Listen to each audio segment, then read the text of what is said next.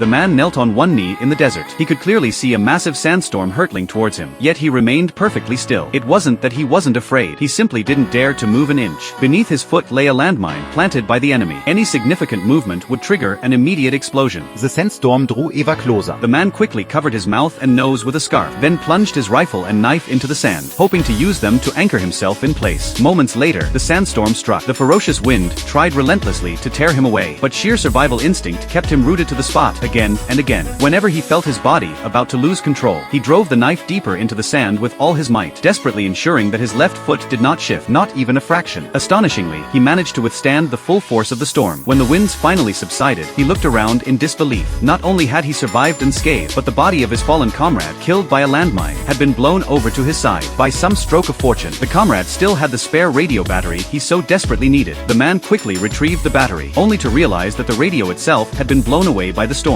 The absurdity of it all almost made him laugh bitterly. He checked his comrade's water canteen, but found it completely dry. And now, the rescue team was still 43 hours away, exposed to the searing desert sun, without a drop of water, and unable to move a muscle. Even the strongest will would eventually crumble. At that moment, he noticed a figure in the distance, watching him. Finally reaching the limits of his endurance, the man raised his rifle and fired a shot into the air. Even if it meant revealing his position to the enemy, he could no longer bear the agony of waiting. Would he, at last, find a glimmer of hope?